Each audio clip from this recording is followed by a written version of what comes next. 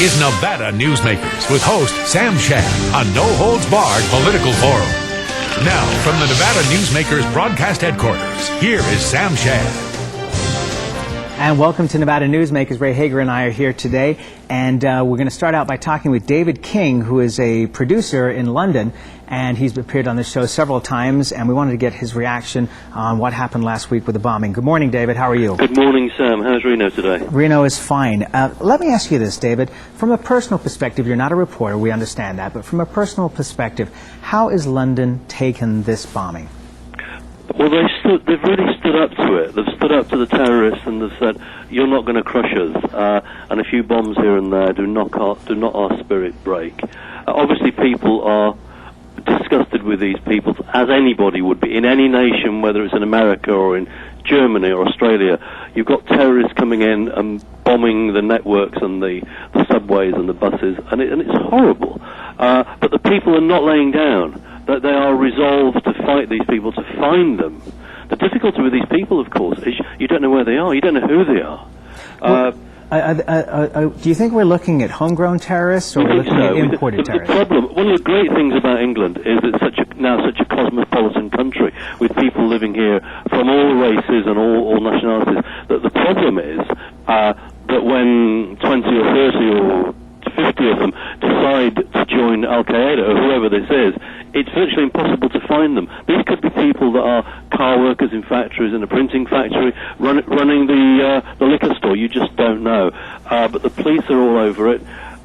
It could have been a lot worse. There was about 50 or 60 actual deaths. It'll probably go up, my guess is near 100. It could have been thousands. These people attacked the busiest subway stations in London at the morning rush hour when people are on the way to work.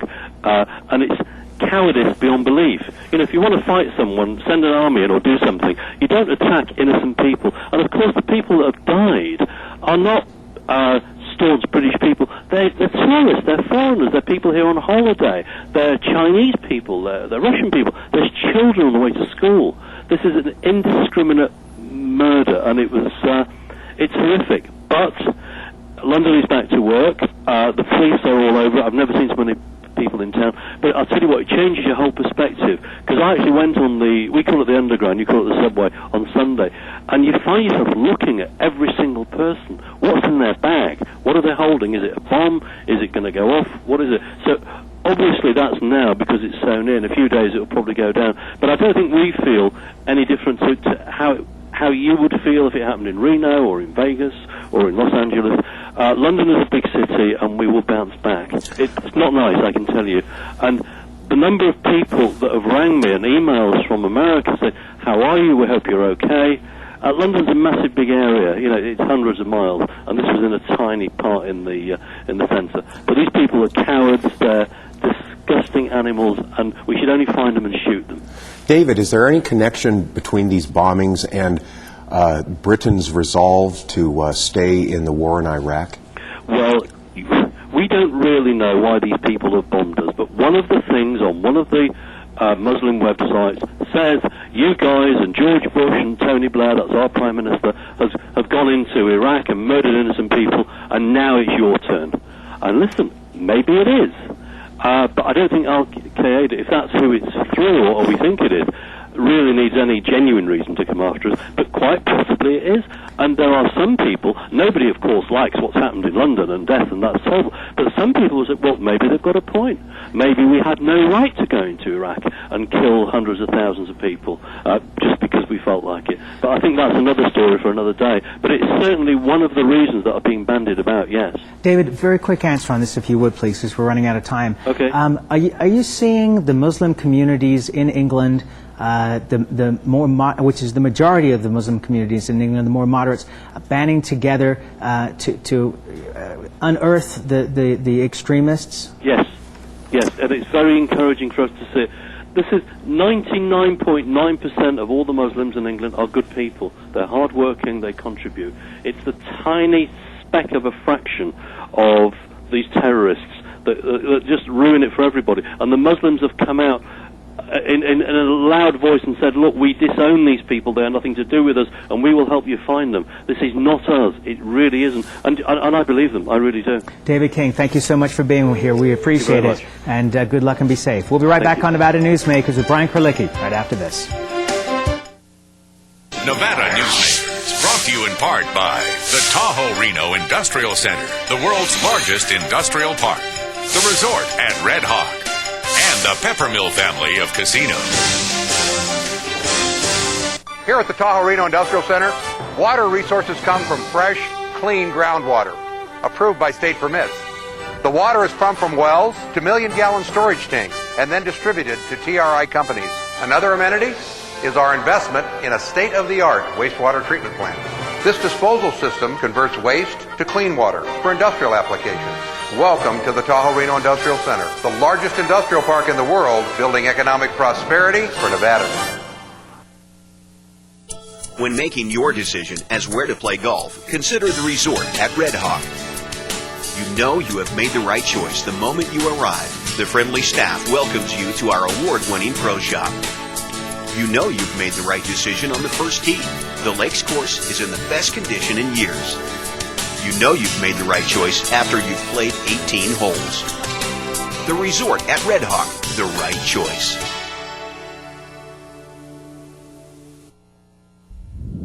And now, back to Nevada Newsmakers with Sam Shad.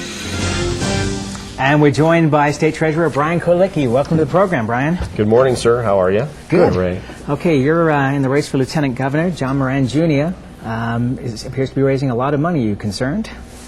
You know, this is what, unfortunately, politics is often about, money. And we always anticipated having a seven-figure race for Lieutenant Governor. We're very comfortable where we are.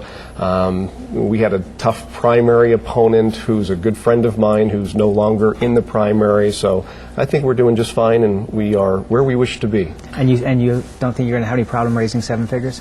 I think we'll be okay. Brian, you just returned from a trip to China, and as you know, the Lieutenant Governor has taken such a large role in tourism. You paid your own way on this trip. Was it to find out more about the Lieutenant Governor's role in Nevada tourism on an international basis? You know, absolutely. And part of my past has been living overseas, working. When I was in banking, I worked overseas, so I have a natural affinity for those things.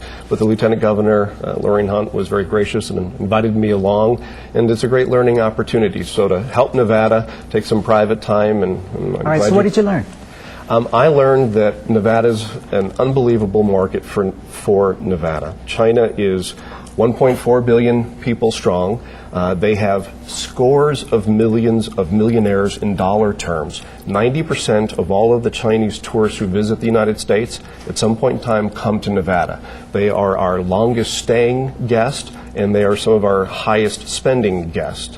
And so if we can get direct airplane flights, if we can get more visas issued, it's a win-win for all of Nevada, and I was proud to be part of that delegation. Isn't that one of the biggest concerns, the visa problem? Absolutely, but it's gotten much better. There were about 250,000 annual visas, exit visas issued by our State Department in past years. Now it's closer to 500,000.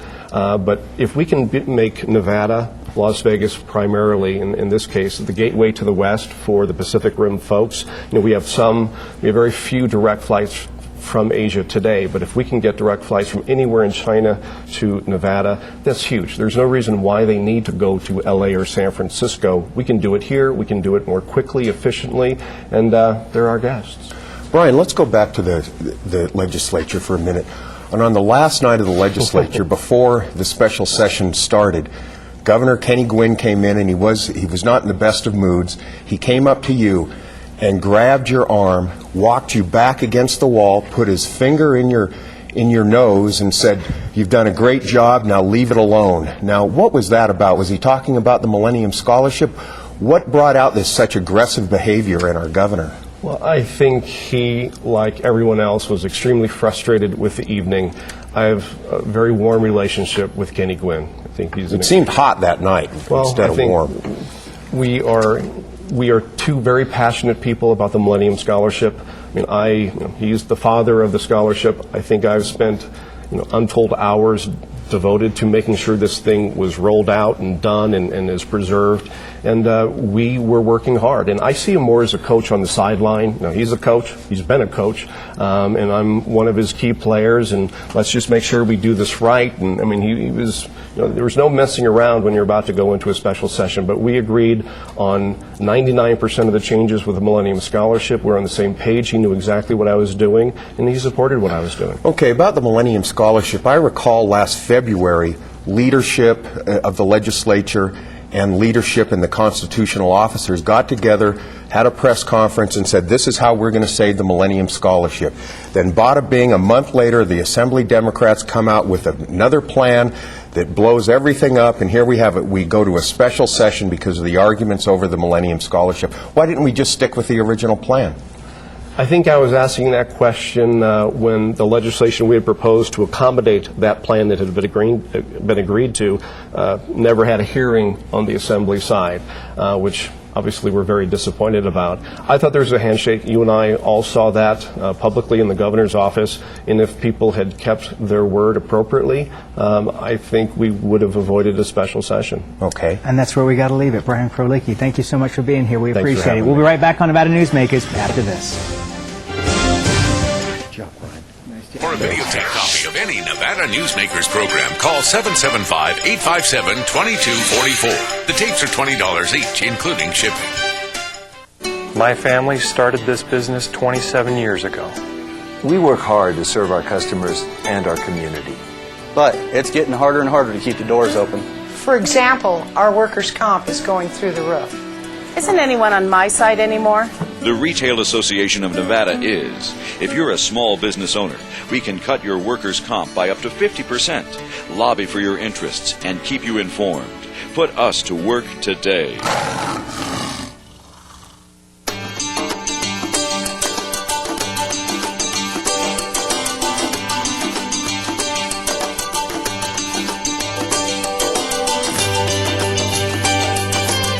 Thanks to an ongoing commitment by America's mining companies, more than 2 million acres already have been reclaimed.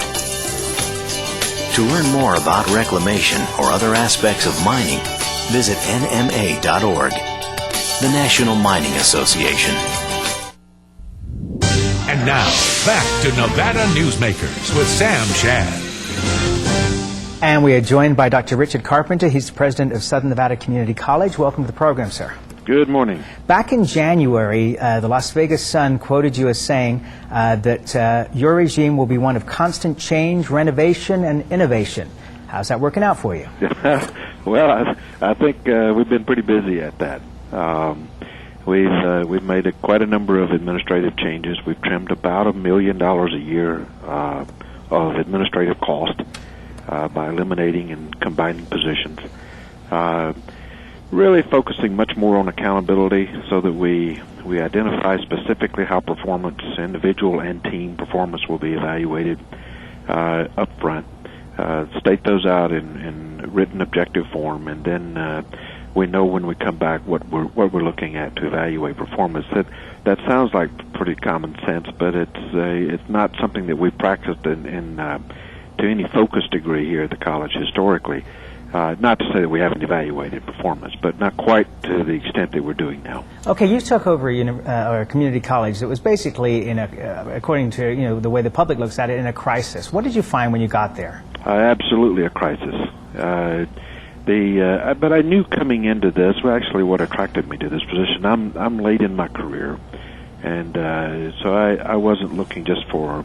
Actually, I wasn't looking for a job at all. But if I was going to make a change from what I was doing, I really wanted something that would be challenging, and I certainly found it. This is an outstanding college. It really is, and wonderful people, very, very hardworking, very motivated, dedicated people who care about students. We've had some internal strife. We've had some issues with very rapid growth that the policies that were in place could not accommodate. So we had almost a policy-less environment, which created many fiefdoms and to some degree, some internal chaos, redundancies, inefficiencies, and the like.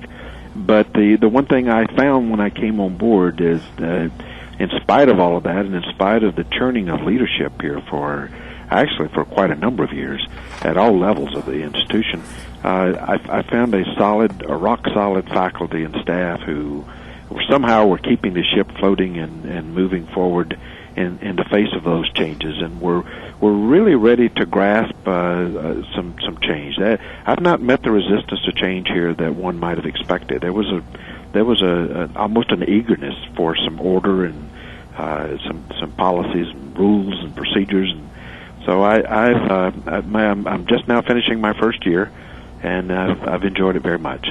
Doctor, talking about performance, let's talk about your students' performance. You roughly have 35,000 students there, but only 1,700 graduated last May. With that number of students, don't you think your graduation rate should be at least 5,000 a year? Well, no, it shouldn't be. But now I'm going to sound like I'm talking out of both sides of my mouth here. First of all, at community college, the vast majority of students who attend a community college are not attending pursuing a degree.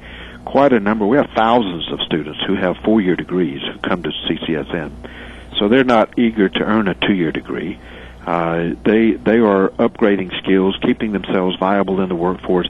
That's one of the unique things that community colleges do, and the public sometimes doesn't understand that it's a different mission from a university where typically a freshman is expected to graduate 4 to 5 years after they enroll. Most of the community college students are working, many are holding down 2 jobs, supporting a family, and taking classes part-time. So you don't get quite the graduation rate that anywhere 5 or 10,000 that you would expect when you just look at raw numbers. Having said all of that, that sounds defensive. Now let me admit that we do have a problem in that area. I don't believe that 1,700 is adequate. I don't think it's it's out of sync with national norms. Probably about 3,000 would be in sync with national norms. 3,000 to 3,500. Generally, the national norms for community colleges is roughly 8 to 10% of your head count, which and we are well below that. So we are looking at what we can do to address that. We've got, for instance, our advising for students.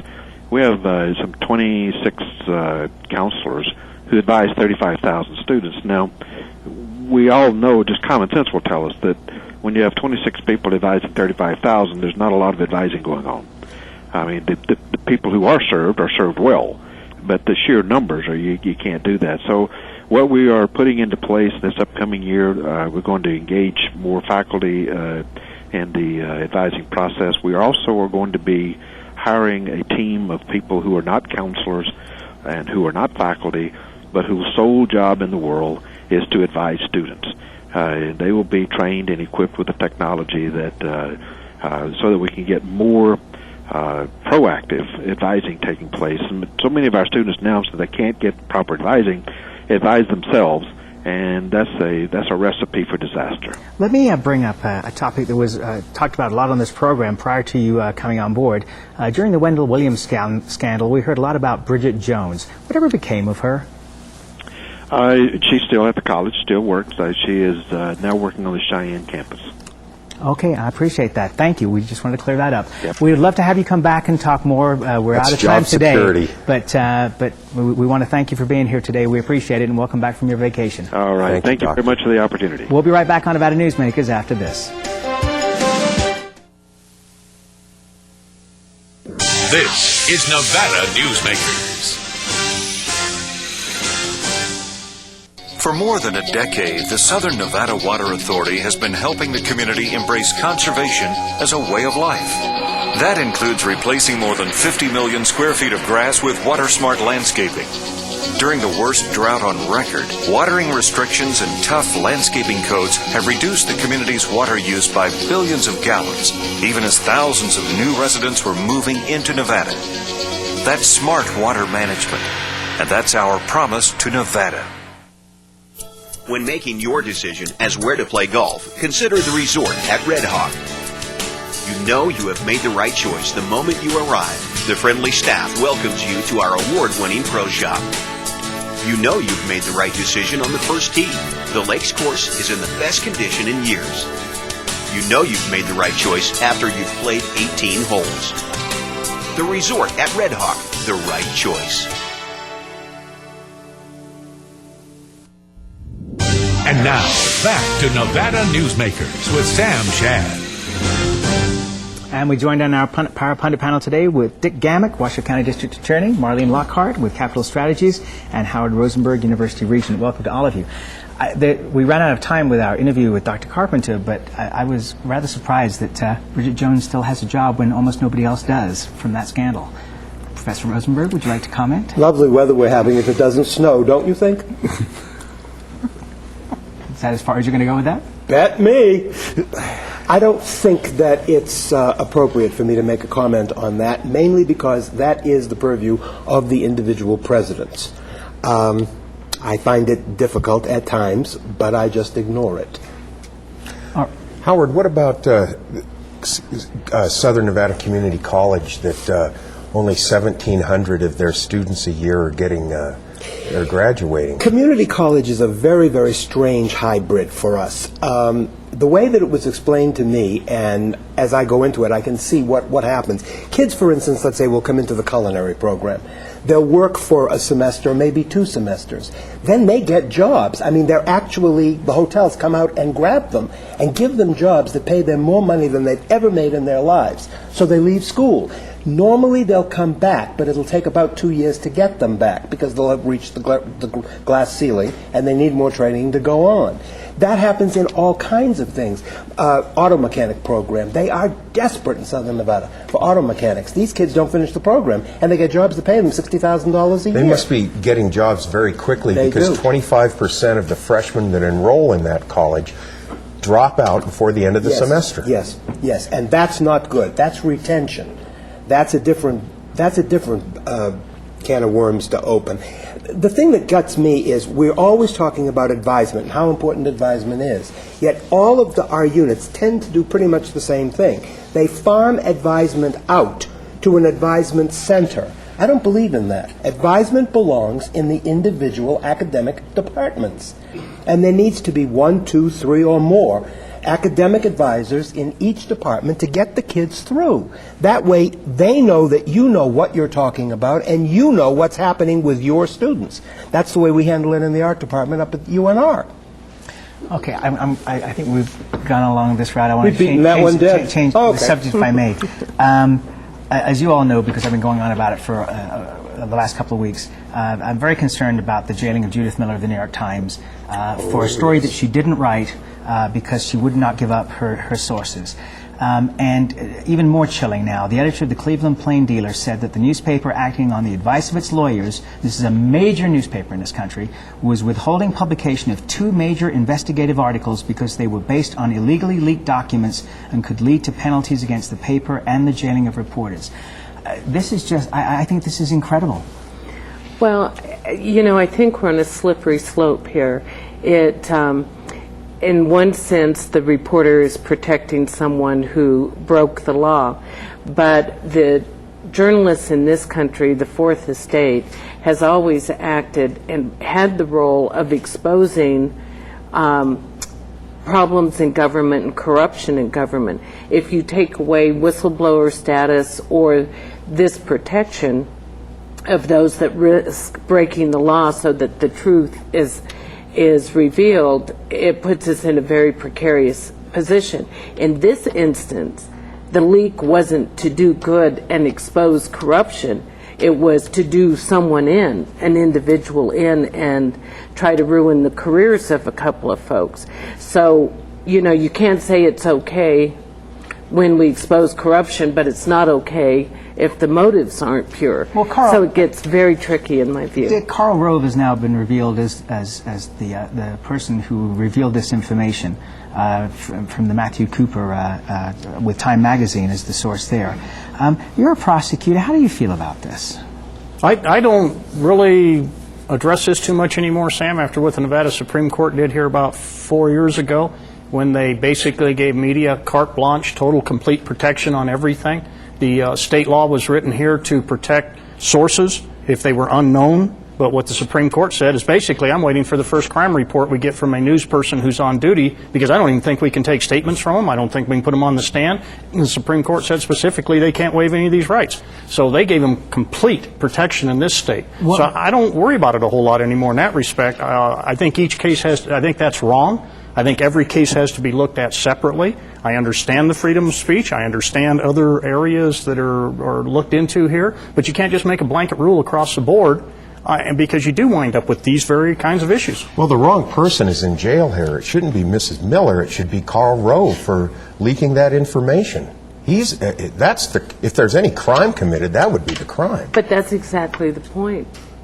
If Mr. Fleck is a hero for revealing Watergate, felt is Mr. Rove just because his motives weren't pure. What's the difference between the two? They both broke the law.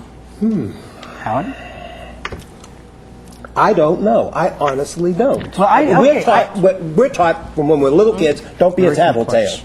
Okay? So there's the first thing that hits you. And then right off of that, if I find something out and it needs to be reported, then it's my job to report it. That's what a journalist does. And I don't give up my sources. And no one has the right to put me in jail because I won't tell them what my sources are as long as there's a third party that can vet the truth of what's being said. And Ray and I could not do our jobs if on a daily basis people didn't talk to us off the record with the knowledge that they are protected. Would you not agree? You've got about 10 seconds here. I agree with that. Yeah, I don't have any problem with that. Judith Mill needs to be out of jail, and people need to realize that the media is under attack. And how tough is a jail sentence? I'm just wondering if she's got the O.J. Simpson kind of jail cell here. You know something? The bottom line is that the media in this country is under attack by the government, and it needs to stop, and the public needs to figure out what's going on. It's the Bush administration that's at the bottom of it. We're out of time. Oh, slap Bush. Nevada Newsmakers, brought to you in part by the Tahoe Reno Industrial Center, the world's largest industrial park, the resort at Red Hawk, and the Peppermill family of casinos. High-tech companies demand perfect world amenities. They require clean, reliable power, state-of-the-art fiber optic communications, and clean water sources. In a perfect world, companies would have immediate access to rail and interstate freeways. There would be 4-lane expressways that shorten shipping times and provide convenient commute routes for valued employees. Well, the future is now, and it's here. Welcome to the Tahoe Reno Industrial Center, the largest industrial park in the world, building economic prosperity for Nevadans. South Reno's hotspot for food, fun, and friends is the Tamarack Junction. Play over 480 of the hottest slots and video poker games. Enjoy hot times and sizzling food specials at Sully's Sports Bar, Grill, and Nightclub. Watch your favorite game on one of our jumbo high-definition plasma TVs. Enjoy great food 24 hours a day in the Dining Car Restaurant. Or sample the best hot and cold sandwiches in the Whistle Stop Deli. The Tamarack Junction is your junction for fun. South Virginia and Amati Ranch Parkway. Yeah. Right, your senators and congressmen, we need a national shield law for journalists. Ray, who's coming up tomorrow? Well, Sam, we have Vince Consul of the Nevada State Bar Association and some folks from Planned Parenthood. We'll see you then. Thank you.